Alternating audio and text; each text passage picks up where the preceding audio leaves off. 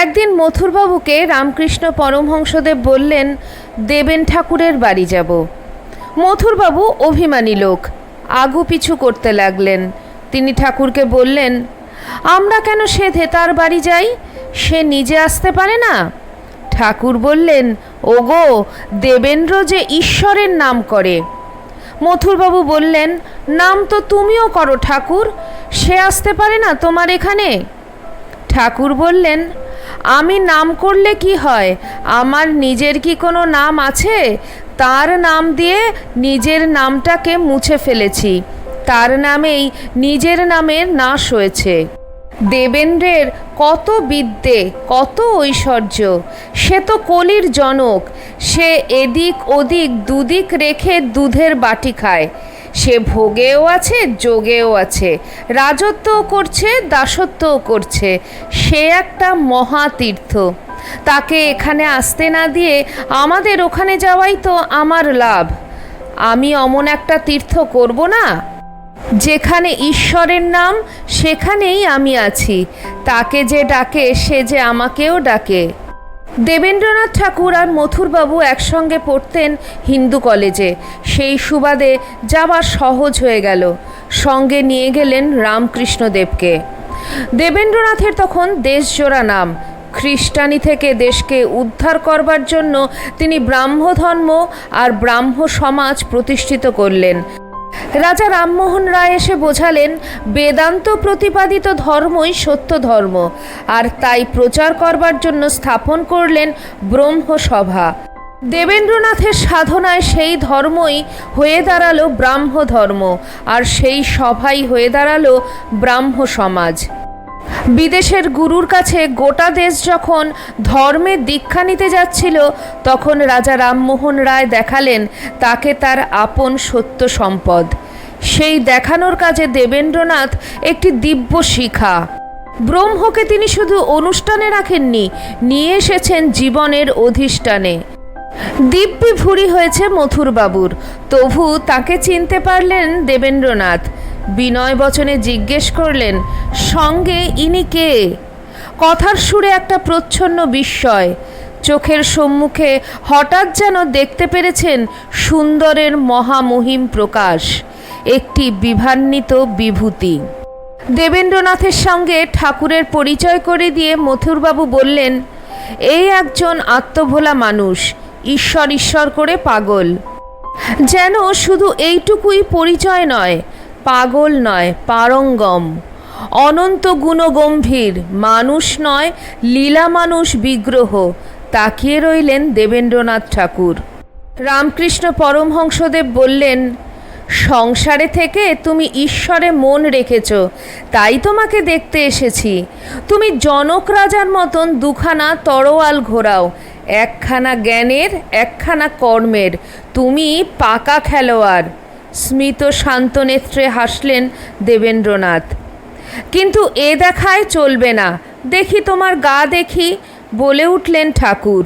সহজ সুন্দর মানুষটির এ অনুরোধ যেন গুহাহিত প্রত্যগাত্মার আদেশ। এ আবরণ মুক্ত হওয়া মানেই ভার মুক্ত হওয়া, মালিন্য মুক্ত হওয়া। আবরণ খুলে ফেলতে পারলেই রইল না আর অহংকার, রইল না আর অসন্তোষ। গায়ের জামা খুলে ফেললেন দেবেন্দ্রনাথ।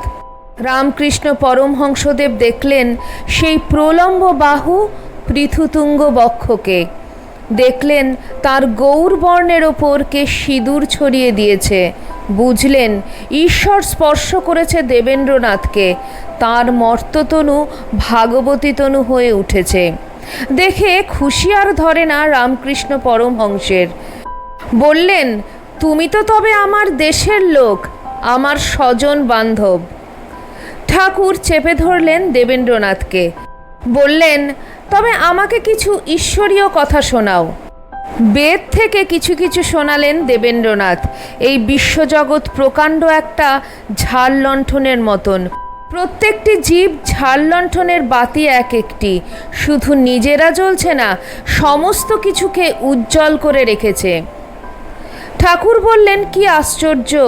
আমি যে অমনি দেখেছিলুম একদিন পঞ্চবটিতে, তোমার সঙ্গে আমার যে তাহলে মিল গো, কিন্তু বিষয়টার ব্যাখ্যা কি? দেবেন্দ্রনাথ ঠাকুর ব্যাখ্যা করতে লাগলেন। বললেন, ঝাড় লণ্ঠন না হলে কে জানতো, কে দেখতো এই জগৎ সংসারকে? ঈশ্বর মানুষ সৃষ্টি করেছেন শুধু নিজেদের দেখাতে নয়, ঈশ্বরকে দেখাতে। শুধু নিজেদের গৌরব প্রচার করতে নয়, ঈশ্বরের গৌরবের প্রচার করতে। মানুষ ছাড়া ঈশ্বরকে বোঝেই বা কে, বোঝাই বা কাকে? ঝাড়ের আলো না থাকলে সব কিছু অন্ধকার, স্বয়ং ঝাড় পর্যন্ত দেখা যায় না। ঠাকুর বললেন, বড় সুন্দর করে বললে তো। একই বহুধা হয়েছেন, গণনাহীন অনৈক্য দিয়ে দেখাচ্ছেন সেই এককে, সেই সমগ্রকে, সেই অখণ্ডকে। আমির মধ্যে কিছু নেই, আমার মধ্যেই সমস্ত রয়েছে। আলাপ করে উল্লাস হলো দেবেন্দ্রনাথের। বললেন, আমাদের উৎসবে কিন্তু আসতে হবে। উদাসীনভাবে ঠাকুর উত্তর দিলেন, সেই ঈশ্বরের ইচ্ছা। দেবেন ঠাকুর বললেন, না, আপনি আসবেন। ঠাকুর বললেন, কিন্তু দেখছো তো আমার অবস্থা, আমার কাপড় চোপড়ের আঁট নেই। কখন কিভাবে তিনি রাখবেন তিনিই জানেন। দেবেন্দ্রনাথ পীড়াপিড়ি করতে লাগলেন। বললেন, না, আসতে হবে, শুধু একটা ধুতি আর উড়ুনি পরে আসবেন। আপনাকে এলোমেলো দেখে কেউ যদি কিছু বলে আমার কষ্ট হবে। ঠাকুর বললেন, না বাপু, আমি তা পারবো না, বাবু হতে পারবো না আমি। দেবেন্দ্রনাথ শুধু অর্ধবস্ত্র উন্মোচন করেছিলেন, কিন্তু ঠাকুর রামকৃষ্ণ পরমহংসদেব মুক্ত সমস্ত সঙ্গ। রামকৃষ্ণ সর্ববিকার বর্জিত, নিত্য শুদ্ধ বুদ্ধ মুক্ত স্বভাব তার। তার কাপড় থাকলেই বা কি, না থাকলেই বা কি, নগ্ন বলেই তো সে পূর্ণ, চরম বলেই তো সে পরম। কিন্তু শালীনতায় বাঁধল দেবেন্দ্রনাথের। পরের দিন মথুরবাবুকে চিঠি লিখে পাঠালেন। লিখলেন, একেবারে খালি গায়ে এলে ভালো দেখাবে না, গায়ে অন্তত একখানা উড়ুনি হলে ভালো হয়। ঠাকুর মনে মনে ভাবলেন, ওরা এখনো বস্তুকে দেখে, সত্যকে দেখে না, আমাকে দেখে না, আমার কাপড় দেখে। এ যে হরির শরীর, হরির শরীরের জন্য কহাত কাপড় কিনবি কোন বাজারে? হরি জগৎ, জগতই হরি, এর বাইরে আর শরীর কই? দেবেন্দ্র এখনো ভোগে আছে, তাই সে ভাগেও আছে। আমার ভোগও নেই, তাই ভাগও নেই। আমার ইয়ত্তাও নেই, পরিচ্ছেদও নেই। আমি সর্বোপাধি শূন্য। একদিন কেশবচন্দ্র সেন ঠাকুরকে জিজ্ঞেস করলেন, কিন্তু গৃহস্থেরা কি একেবারে ডুবে যেতে পারে না? ঠাকুর হাসলেন, বললেন, তোমরা ডুবে যাবে কি গো? তোমরা একবার ডুব দেবে, আবার উঠবে। তোমরা ঈশ্বর কোটি নও, তোমরা পান কৌটি। কেশবচন্দ্র সেন জিজ্ঞেস করলেন, কিন্তু মহর্ষি দেবেন্দ্রনাথ ঠাকুর? রামকৃষ্ণ পরমহংসদেব বললেন, মহর্ষি বলতে পারো, কিন্তু আসলে রাজর্ষি।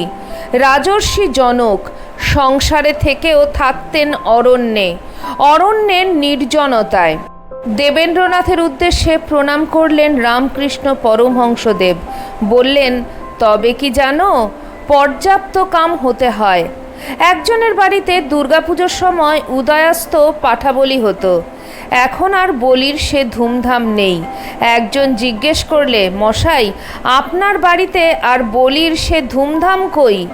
বাবু বললে, আরে এখন যে দাঁত পড়ে গিয়েছে। থেমে আবার বললেন ঠাকুর, দেবেন্দ্রনাথ খুব মানুষ। হাতে তেল মেখে নিয়ে কাঁঠাল ভাঙছে। হাতে তেল মেখে নিয়ে কাঁঠাল ভাঙলে হাতে আর আঠা লাগে না। একবার পরশমাণিক্যে ছুঁয়ে সোনা হ, তারপর 1000 বছর ধরে মাটিতে পোতা থাক, যে সোনা সে সোনাই থেকে যাবি। শ্রী শ্রী ঠাকুর রামকৃষ্ণ পরমহংসদেব নিজে জোড়াসাঁকোর ঠাকুরবাড়িতে গিয়ে মহর্ষি দেবেন্দ্রনাথ ঠাকুরের সঙ্গে সাক্ষাৎ করেছিলেন। দেবেন্দ্রনাথ ঠাকুর নিরাকার ব্রহ্মের উপাসক এবং ব্রাহ্ম ধর্মের প্রবক্তা।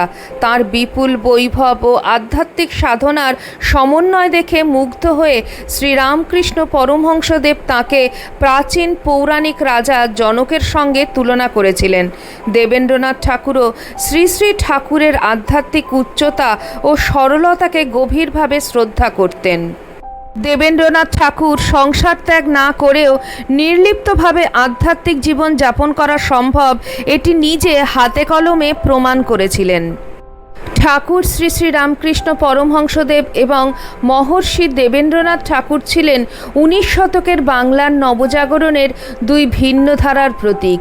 তাঁদের মধ্যে আধ্যাত্মিক দর্শনের একটি ঐতিহাসিক মেলবন্ধন ঘটেছিল। দেবেন্দ্রনাথ ঠাকুরের ব্রাহ্ম সমাজের অন্যতম ছিলেন কেশবচন্দ্র সেন, যিনি পরবর্তীকালে শ্রী শ্রী ঠাকুরের একনিষ্ঠ ভক্ত হয়ে উঠেছিলেন।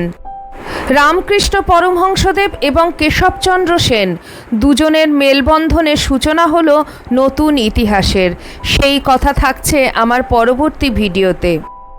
এতক্ষণ আপনারা শুনছিলেন শ্রী শ্রী ঠাকুর রামকৃষ্ণ পরমহংসদেব এবং মহর্ষি দেবেন্দ্রনাথ ঠাকুরের কথা। ভিডিওটি আপনাদের কেমন লাগলো অবশ্যই কমেন্ট সেকশানে কমেন্ট করে জানাবেন। চ্যানেলের নতুন বন্ধুদের কাছে একান্ত অনুরোধ, চ্যানেলটি সাবস্ক্রাইব করে আমার পাশে থাকবেন আর পাশে থাকা বেল আইকনটি অবশ্যই ক্লিক করে দেবেন, যাতে আমার পরবর্তী ভিডিওতে আপনার সঙ্গে আমার আবার দেখা হয়। তাহলে আজ এই পর্যন্তই।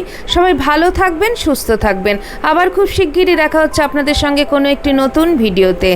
জয় ঠাকুর, জয় মা, জয় স্বামীজি।